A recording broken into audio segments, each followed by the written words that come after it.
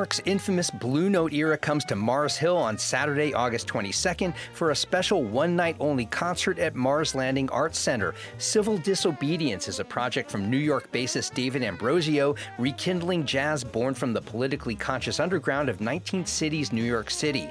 You'll hear music from progressive composers such as Bobby Hutcherson, Jackie McLean, Stanley Cowell, Howard Land, and more. Before the concert, we'll screen an illuminating short documentary about the project. Seating is intimate and limited. That's Saturday, August 22nd. For tickets and details, go to marslandingartscenter.com.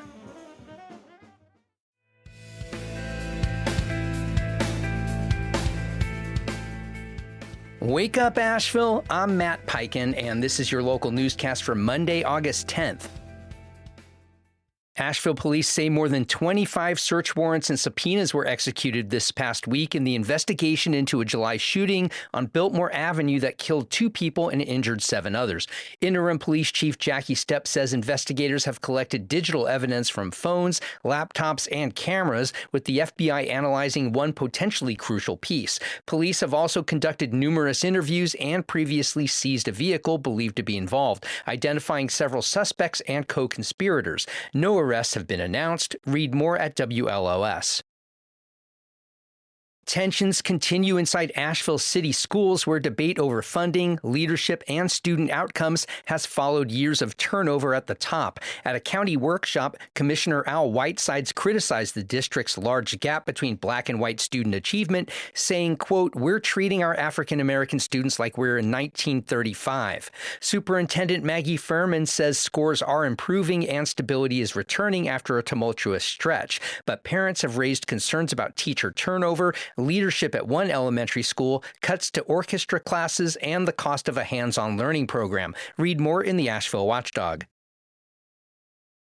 2 UNC Asheville professors have won a $500,000 grant from the National Institutes of Health to keep working on new treatments for drug-resistant bacteria. Chemistry chair Amanda Wolf and biochemistry professor Ryan Steed are targeting how bacteria generate energy instead of the single weak points many antibiotics attack. They're focusing on 2 types of bacteria labeled critical priority pathogens by the World Health Organization and common in hospitals. The grant pays undergraduate researchers, since UNC Asheville has no graduate programs.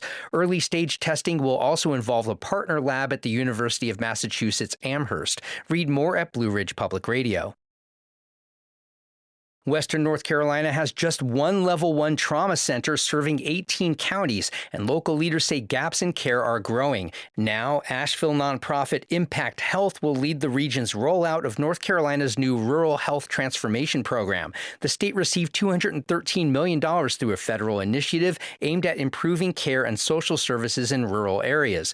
Impact will serve as a regional hub, connecting residents to food programs, mental health care, and other support beyond traditional clinics. CEO Lori Stradley says, quote, "We needed to get to work as quickly as possible." You can read more at the Carolina Public Press.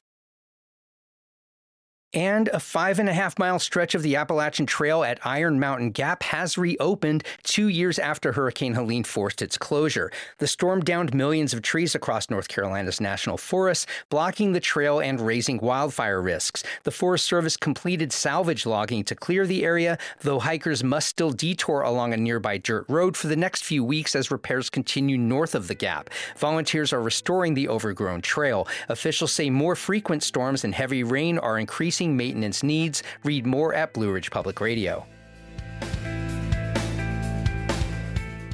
If you care about local music, theater, visual art, and all the arts and culture of our region, you'll want to tune into See Here. It's my new channel where I produce short documentary videos, longer podcast conversations, and fresh news across Western North Carolina's arts and culture scene. There's really nothing like it in this region. Subscribe to our newsletter for free and catch up on what you've missed at SeeHereWNC.com.